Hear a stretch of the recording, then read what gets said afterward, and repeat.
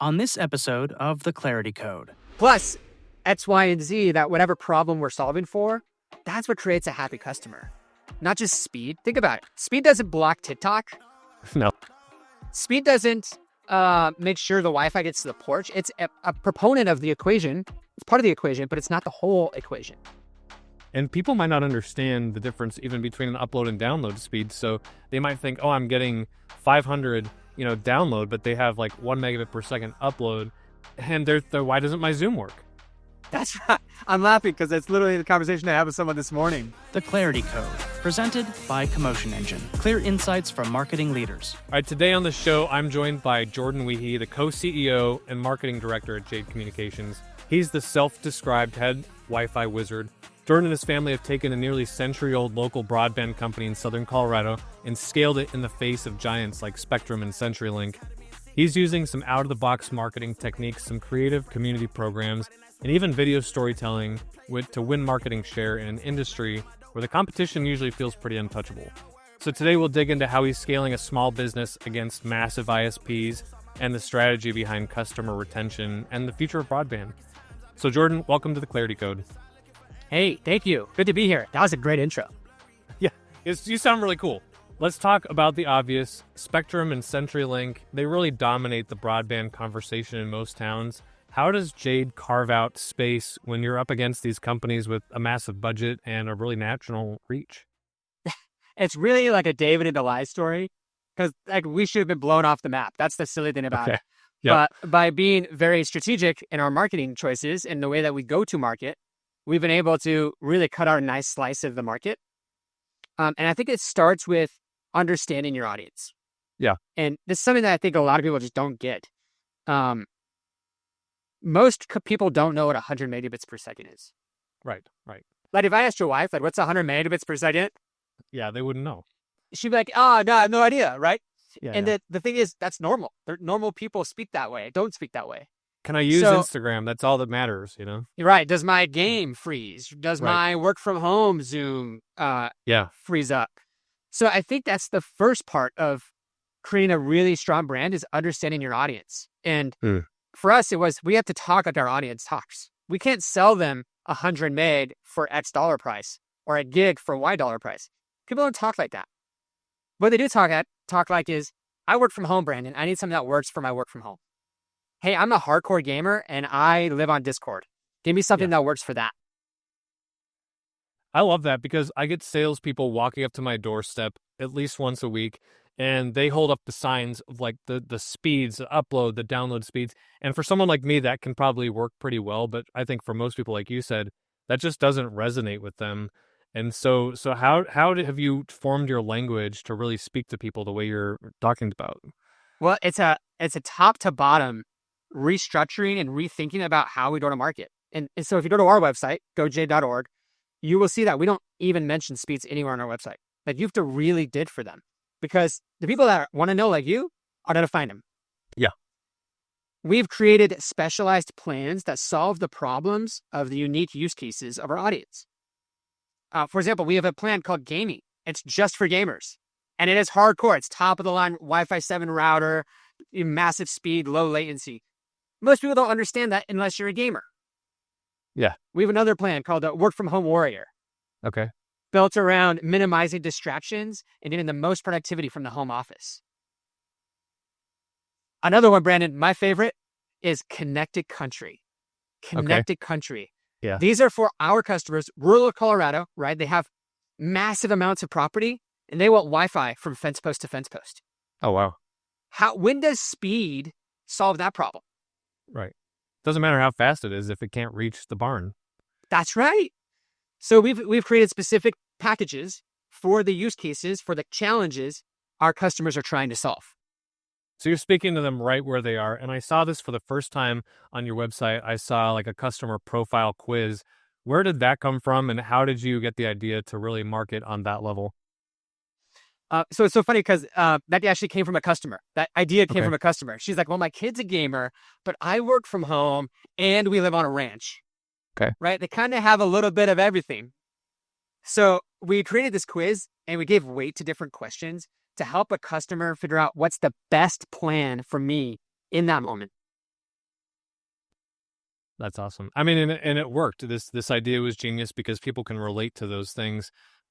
So do you feel like since you have a company that's not ruled by one of the giants, you have a little bit more room for out-of-the-box strategies? Well, I think that's part of it, yes. But I also think part of it is we live and work in this community. I've never seen a Spectrum executive, and I grew up here, and I live here now as an adult. I've never seen a CenturyLink executive. These are folks who are living in their ivory towers in New York City, right? Yeah. In Alabama, wherever they are. We have a better ear to the ground on the unique needs and challenges of our marketplace. And we're able to adapt quicker to the market and the changes in the market because of that. Yeah. So do you have any experiences where you had this great idea, it didn't go as planned, but you learned something from it? Really going for it. Really going for that one. Let's go for it. Yeah. So yes, there is a good one. One of my passions, personal passions, is triathlon. Yeah. I do a lot of triathlon racing. I represent Team USA, the World Championship. Been a captain on a couple of the World Championship delegations. Oh. And I had this idea that it'd be really cool to have a local race team. Okay. Right? They're like other people like me, and we'd sponsor them, and they'd race in Jade kits and video mod this Jade swag and have a big presence at these local events. Yeah. I thought that was a really good idea. Yeah. But it didn't really take off because what I learned is the people who go to those events are people who are really passionate about triathlon. Yeah. Not a lot of spectators. Right. That's true. Like people, for example, they love going to the Broncos games, even though we're still rebuilding. Yeah. They're getting there.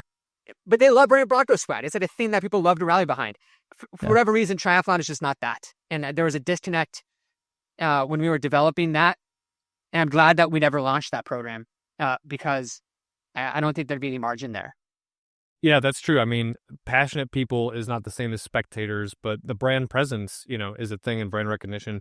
Do you ever feel pressure to like copy the big guys, or are you always intentionally going in a different direction?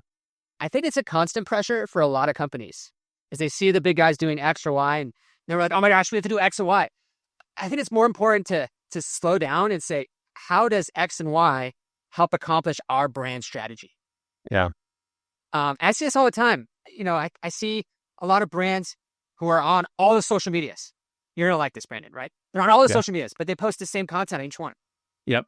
And they're only on TikTok because competitor A is on TikTok, and they're only on Instagram because competitor B is on Instagram.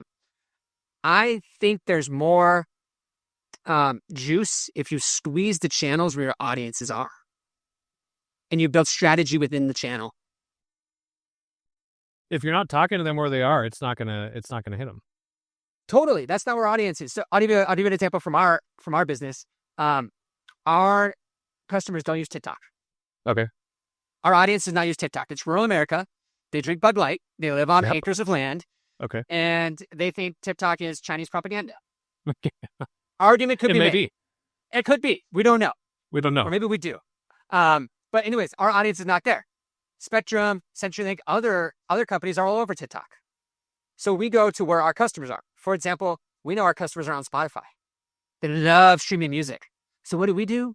We release tailored playlists for when they're working from home, or for their summer travels, or for their car trips with their family that are clean, that fit our brand, and that fit their use case in the moment. It's not everybody who gets to be the person. I mean, you live it. You grew up in this community, so you kind of are your persona.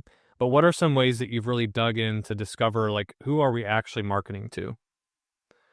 I look at the data. Yeah. That's literally what it is. I look at the data and I understand, and we have tools that help us identify data points and do data analysis. But we have an idea of what we think customers are, but until we actually look at their behaviors and observe them and understand why they click where they click or what they do, we don't actually really know. That's true. I mean, the Spotify was a great example. I find that a lot of companies, like you said, they market to every single platform, and there's a cost associated with that, and there's an irrelevance. I think sometimes when you market to a platform where you don't have that client base, it actually goes against your funds and your values for the marketing strategy. 100% does. And there's real cost there, as you mentioned. whether it's time cost or opportunity cost or actual financial cost, and it actually hurts you in the long run more than it helps you. Now, an argument could be made that you want to grow into a space. That's a totally different argument, but it's understanding where your customers are, understanding who they are. Like, I'll give you an example, dude. So I called the airline the other day, and they're like, I fly with this airline all the time. And they're like, well, who are you? And I'm like, and I had to do all this like identification questions. And I'm like, don't you know me? Yeah, by now you should know by my phone number. You should know me. Like, how come you don't know me? My internet provider knows me more than you do. Yeah. Pretty wild. Pretty wild. Well, speaking of new things, how has AI changed the game in your strategy? Well, I think that's exactly the question, right? AI is a tool. It's not a strategy. And there's a lot of businesses now that are trying to market themselves as AI this, AI that, when really it's there's nothing really there yet for them. They're selling AI, but there's really no... That's a good buzzword. AI tools. Yeah, it's a great buzzword. So we are looking at how do we use AI tools to help us accomplish the job or the problem quicker, faster, more efficiently, and less so about marketing AI as a thing. Sure. How about AI optimization? Has that changed from SEO for you guys? Yeah, we have already looked at GSO, which is the AI optimization for web, ensuring that search engines can pick up our product portfolio, can deliver it in a clean and concise way to a searcher and a user. We've tested this on like 6 or 7 AI platforms. Okay. Because they're all a little different, Brandon. They are. SEO used to be like the thing where I was like, Google says to do this, we all do that. There's no standard for AI right now. The different models pull different sources. And now they're just going straight to Grok or ChatGPT to find Gemini. something. Even local businesses, right? They would rather do that than actually go Google and try to Boolean search, best ISP in my neighborhood. That's exactly it. And think about it, like best has a lot of different terms. The best for what? I always, that's a big thing, right? I think a lot of times marketers are like, we want to be the best at something. I would caution against that. Don't be the best at anything. Be the only at something. Yes. I think being unique is way better than being the best. What makes you say that? Well, I think that if you're everyone, like you said, everyone can be the best. What does the best even mean? But when you're unique, then that's different. That's something that people will gravitate towards. And I think that aligns a lot with some of the strategy I've seen from Jade, where you have these quizzes and the things that's like, man, I've never seen any of my ISPs do this. In fact, usually it's a pain in the butt to sign up for one of these companies. You don't want to call your ISP on a Monday morning? What? No, I know. It's what like never the desire. Never the desire. It's kind of like one of those nightmares, like, oh man, I have to call because the bill changed unexpectedly or something like that.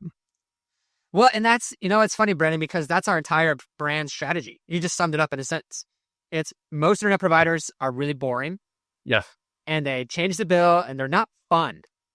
They're just not fun to talk to or be around or do business with. Our entire brand strategy is we're going to be the fun internet company. All the way from talking to someone when you answer the phone to not buffering when the kid wants to watch Encanto for the 10th time. Yep. Or Frozen for the 100,000th time. Oh, stop. Yeah. Yes, that's so true. Dude, that's awesome. Well, I mean, with broadband, I feel like you have a unique business model where retention is key, right? So how do you make sure that the customers stay with Jade once they sign up? Well, the answer is it's going to sound really easy, but it's going to be really hard to actually do. Okay. Constant innovation. Yep. Constant innovation. Even if sometimes the customer doesn't like it. It's our responsibility when they choose us to make sure we're solving for all of their needs, even the ones they may not know they have. For example, a lot of our customers didn't know that they needed outdoor Wi-Fi. Okay. They just knew that they had internet in their home. And when they walked outside and off the porch, there's no cell service. This is rural America. No. So they have an accident in the field. What do?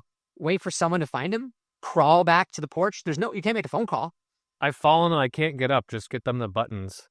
That's right. Yeah, the emergency buy-in, yeah. Yeah. But that wouldn't even work because there's no cell signal. Right? Like there's like Super literally rural. nothing.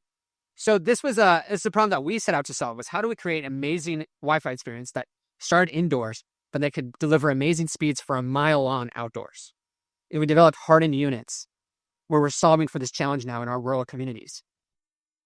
That's pretty amazing because I don't even live in a rural area, but my Wi-Fi 6 router doesn't even make it to the back porch, and it's not that giant of a house, right? So I have the same problem, and even when it just switches over and I have plenty of cell service, you lose things, you lose your call, you drop your Zoom, or you have a delay. So I could see how that's a really big deal.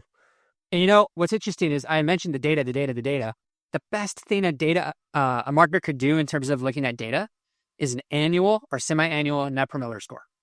Net promoter score. Okay. That's how you know you're solving the problems of your customers. They might rank you a 9 or a 10. They love promoting you. But over time, and you don't continue solving for those challenges, you're going to slip. Yeah. You're going to become an 8 and then a 5. And then it's just Jordan again. Nothing new, nothing great. Yeah, so you have the kind of the pressure to always be updating and changing. What happens if you have a customer sign up and they only last for a month or two? Do you have a net loss with them? Yeah, I mean, we really do. We luckily don't have that problem too much. Our goal is to create lifelong fans of the brand. Actually, strike that. We want full-on air conditioners. Forget fans. We want full-on ACs. HVAC units, baby. Yeah. That's right. And so there are, in this business, the subscription business, you have to control for churn. It's the secret back door no one likes to talk about. Yeah. So we have measures in place to make sure that those folks are having a great experience, minimizing that chance of it happening. Yeah, I think for me, like one of the biggest things for me is I'm always shopping for ISP, electricity, whatever the utility is. I need the best price for what I have. And so when I do see advertisements, a lot of times I'll see something for my ISP and it might have a better speed or whatnot. And if the price is right, it's really easy for me as a consumer to make the switch because out in the city, there's not really any personal touch. But it sounds like you guys go that personal direction. You're always innovating, which is different than a lot. We like to be a brand of value. We're never going to be the cheapest and fastest. That's not our brand strategy. A lot of the other companies you've mentioned, that is their strategy. And the unfortunate thing for that is when you're racing to the bottom, you might win. Yeah. Eventually, it'll be $1.99 a month for a gigabit. It's like you're not winning. And you can't really build a business model like that. No. So we don't play race to the bottom. Our marketing strategy is counter the big brands you've mentioned on purpose. We're the green sheep, the green cow. The green one. We're not like all the other cows you see in the pasture. Yeah. But I think people are attracted to the value that they see. So yes, it may be more than CenturyLink based on the speed, but what you're getting with the out of the box thinking, it makes a difference. Right. Well, it's more than speed is what I'm saying. It's not just X megabits per second for Y price. It's X megabits per second plus full property Wi-Fi coverage. Right. And who does that? Plus X, Y, and Z, that whatever problem we're solving for, that's what creates a happy customer. Not just speed. Speed doesn't make you a better parent. Think about it. Speed doesn't block TikTok. No. Speed doesn't make sure the Wi-Fi gets to the porch. It's a proponent of the equation. It's part of the equation, but it's not the whole equation. And people might not understand the difference even between an upload and download speed. So they might think, oh, I'm getting 500 download, but they have like 1 megabit per second upload. And why doesn't my Zoom work? That's right. I'm laughing because that's literally the conversation I had with someone this morning. It's funny. Yeah, exactly. And that's why your kind of persona quiz kind of makes the difference. Well, yeah. And I think about this even in my own shopping habits. Like when I buy I do a lot of, but I mentioned Team USA, I do a lot of athleticism and athlete stuff. There are certain fabrics I really like more than others when I work out. Yeah. So I'm going to pay a premium because I know that fabric works really well on a bicycle. Yeah. Not just that it's cheaper. Yeah. How many competitors would you say that you guys have in the market share? In our marketplace, which is South Central Colorado, there are 9 good broadband options. 9? 9. That's insane. So how do you make sure that you're even top of mind? I think the number one thing that we can do is take care of our current subscribers. Okay. If we can make a happy subscriber and they rank us high on a net promoter score, they're going to do the best marketing strategy of all time, which is they're going to tell their friends and their family. Yeah. Yep. If we can make our current subscribers the happiest they can be, that'll control for 90% of it. Because what happens, Brandon, is you sign up for service, and then you call your friend who lives in the next town over. They say, I just got Jade. It's amazing. And then your friend calls and says, hey, can I have Jade 2? Can I have Jade 3? Yeah. So then that begs the question then, how do you balance the push to acquire new customers while still nurturing your base? We deploy 5 or 6 different tactics in the acquisition funnel, but it's really about being smart about who's going to be a good buyer, who's a good fit for our brand. Yeah. Nike, Under Armour, a lot of the athletic brands, they know who's a fit and who's not for them. Yeah. Maybe not Under Armour. They're kind of struggling right now. Maybe not Nike either. Bad examples. On running. Everyone loves on running now. Yes. But they know who is it going to be a good fit for their brand and who's not. Who's going to be a one-time purchaser and who's going to be multiple-time purchaser based on data. This is where AI comes in. Yeah. We are using AI tools to help us identify the ideal customer. Okay. And then we're going out and we're marketing to those people based on different metrics, different personas, different challenges we're solving for in the marketplace at their home. So you're really narrowing down your reach to that really specific ICP and persona. Right. Because I can spend a lot of money. The cost per acquisition is a really big metric in our business, CPA. Okay. I spend a lot of money trying to acquire you. Yeah. But what if you don't like the service and you quit after 2 months? Yeah. Or what if you're not even in my service area? Like you're in 3 or 4 states over right now. It wouldn't make sense for me to market to you. Right. So I haven't seen any of your ads, so I think that's working. Oh, phew. That's good. I was worried. Yeah. Understanding who the current customer is, who the customer you want is. Yeah. Well, that's a huge part of it. So what growth metrics really matter the most to you besides just your current subscriber count? So we have a lot of them in our business.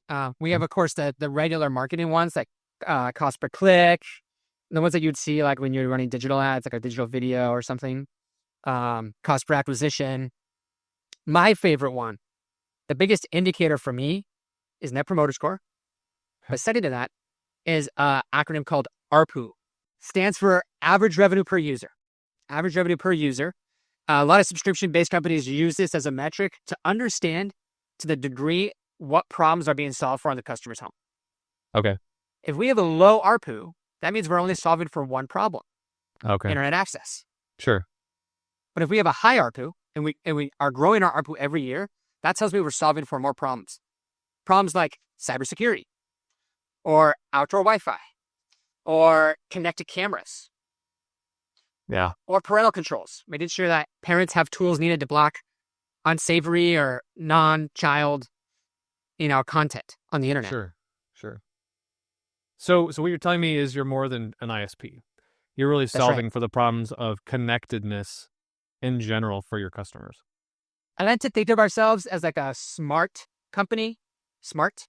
Not like the smart home that you saw the Disney Channel movie on in the 90s that like, turns on the family. No. Yeah. That's not that.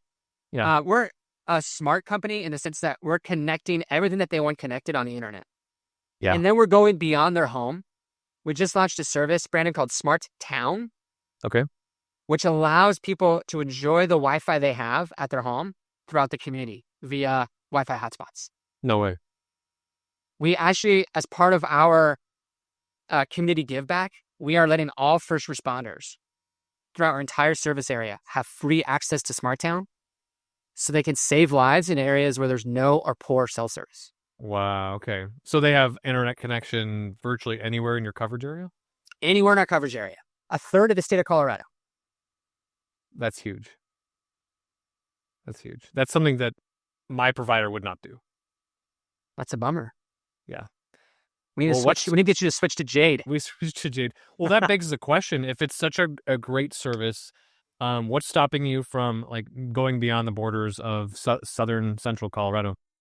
We'd really like to. We're looking for opportunities right now. Broadband's a very expensive business, especially when you do fiber deployments. Sure. And we want to be smart and intelligent about building 2 communities that fit our ideal customer profile. Yeah. So not just anywhere, any town, not my city. Dallas-Fort Worth is not on the radar at the time, unfortunately. Yeah. I really wish. That'd be cool. So looking ahead, what's next for Jade as you continue to scale the marketing strategy? So our next big project is we're going to fulfill some of the BEAD grants that we've won through the federal government. Okay.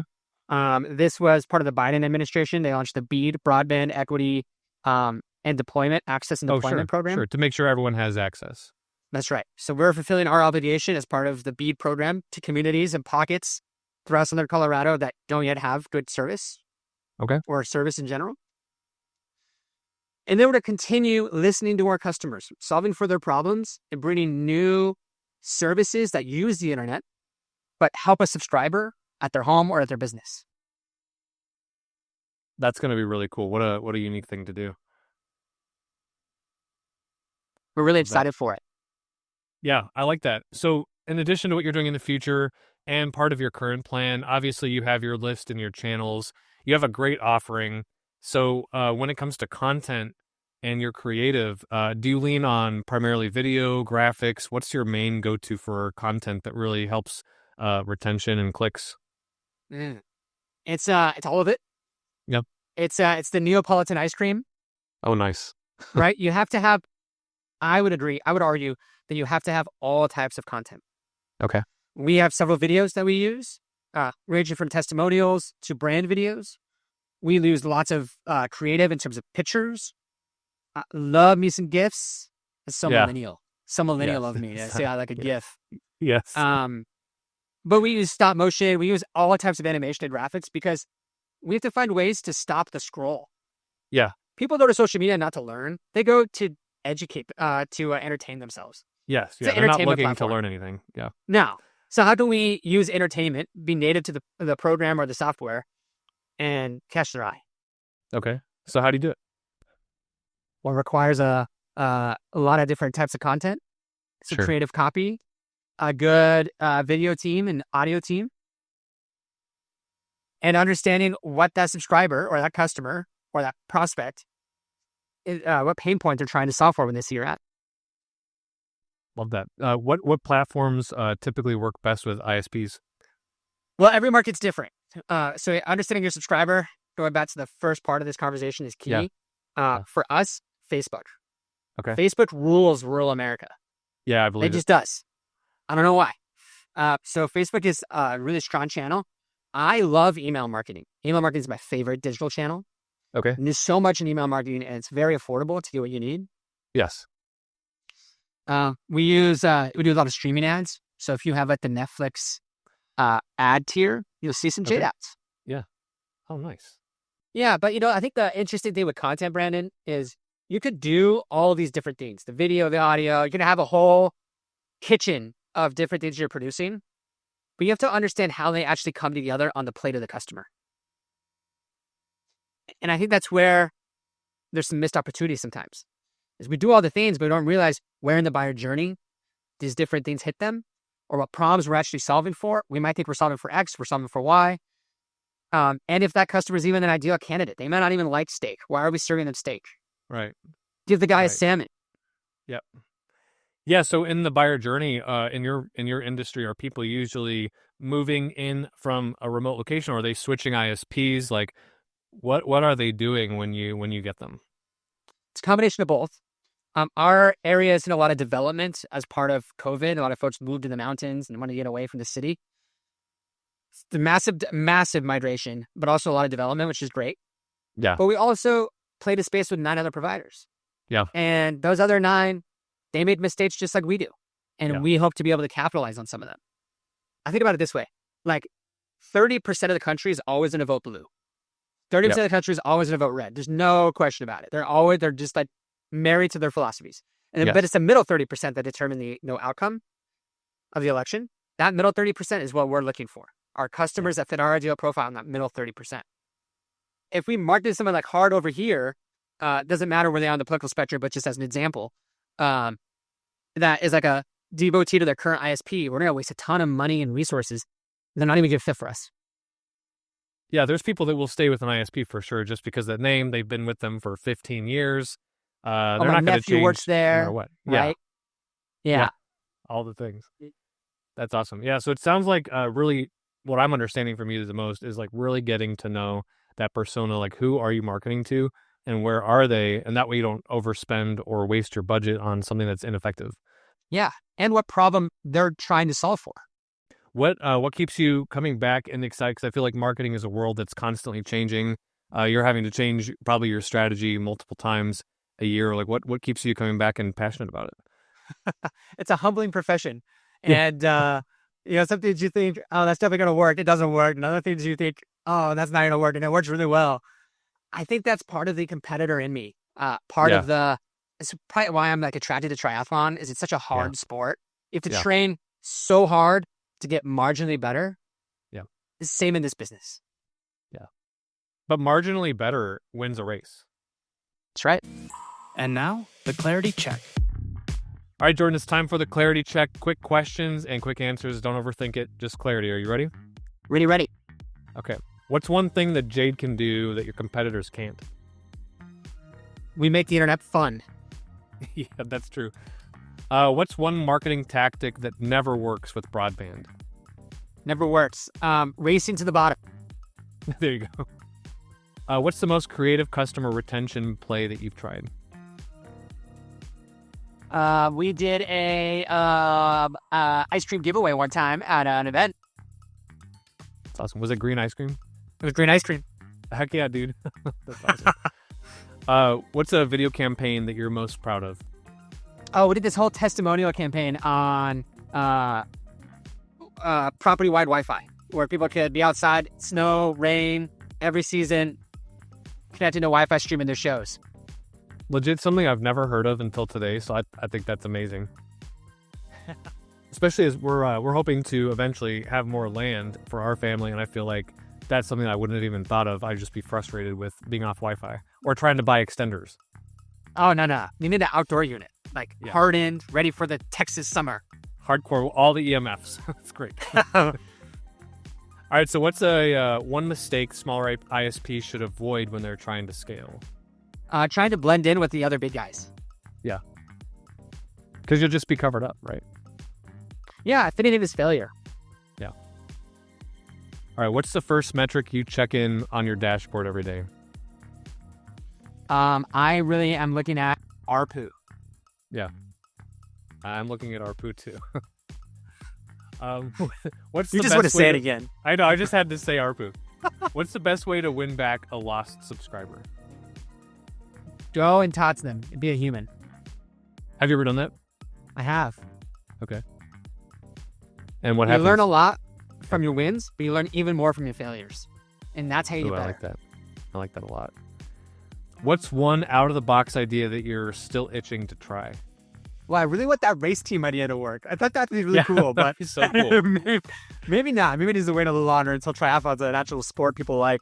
Yeah, maybe during the Olympics or something when people are actually watching. What keeps customers loyal to Jade over the big guys? Solving the problems that they don't know they have yet.